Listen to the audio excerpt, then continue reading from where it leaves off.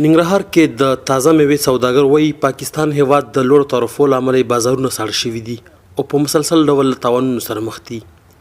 د تازه میوې اتحادیې مشران پر دواړو غاړو غږ کوي چې تجارت د سیاست ښکار نه کوي او په شریکه دي حل لاره ورته پیدا کړي.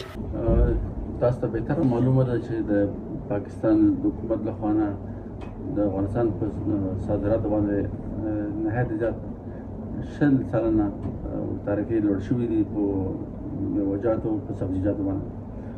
نو همیشه دپاره موږ دا چغه غواړو ده په جمهوریت کې په د امارت اسلامي په رژیم کې هم چې افغانستان تجارت همیشه د ښکار سیاست شوی ده او هیلهمند د دواړو حکومتونو چې تجارت د سیاست نه سرلېږد وساتي. په نور ملکونو کې ډېر هم داسې رقابتونه شته خو تجارت یو څنګه ته ساتل شوی ده.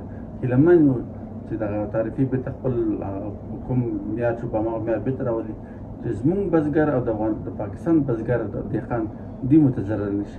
هیلهمند ته زموږ خبره ده ټول چارواکو راورسي. د تازه میوې سوداګر د خپل سوداګرۍ ته اندېښمن دي چې لوړو ګمرکي تعرفو له امله یې مالونه ځای پر ځای پاتې او خرابېدو او تاوانونو سره مخ دي.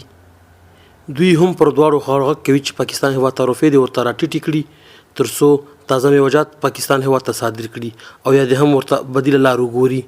دې کې زموږ مارکیټ ډېر کمزوری شوی ده. په دې خاطر کمزوری شوی چې پاکستان هر کال موږ سره دغه سیاست غلط سیاست انتخابوي چې دغه زموږ د میوو وخت راشي دا ټکسونه سخت زیات دي. تقریبا 60 ټن زردالو باندې 6,000 افغانۍ محصول راځي. نو دا ډېر زیات دی. یو تجار که دا بار کې 6,000 روپۍ ته محصول ورکړي افغانۍ مثلا دا په څو دا ټول تاوان دی. دا چې په دې مارکیټ کې موږ افغانستان کې پاتې شي دا دومره مصرف نه لري ځکه دا زموږ ستاسو خپل باغونه دي. موږ هر یو سړی خپل کور کې ونې لري باغ هم لري دا ټول نه شي خوړلی. نو موږ د دولت ته دا خواهش کوو چې اول پاکستان سره ځکه دا زموږ دې ملک د پاکستان مارکیټ افغانستان دی د افغانستان مارکیټ پاکستان دی. دا باید افغانستان دولت د پاکستان سره ناسته وکړي دا په شکل حل کړي. په دې خاطر چې دا یو ورځ خبره نه ده دا د سیزن خبره ده. مثلا د اوس دا خو امونه سخت زیات موږ افغانستان ته راځي. دا د پاکستان غټ مارکیټ دی. که دغه امونه هغې ته پاتې شي هغې هم دغه مشکلات سره به مخ شي.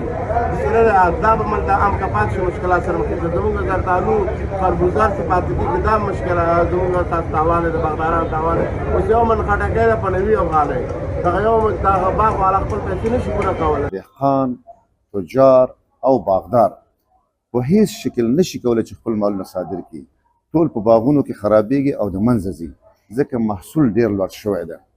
نو د افغانستان د حکومت نه د افغانستان د اسلامي امارت نه زموږ دا هیله ده چې پاکستان سره په ډېر ارتباط کښېني دوی سره خبرې وکړي د خبرو د مفاهمې د لارې د ډیالوګ او مذاکرې د لارې دغه مسله دوی سره حل کړي ځکه دا یو ورځ نه دی. باید بنیادي دا مسله حل شي.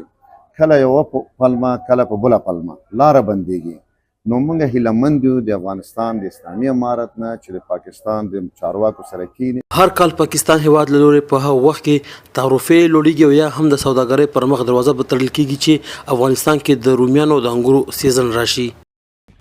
پژواک خبری آژانس د پیښو ریښتینې هنداره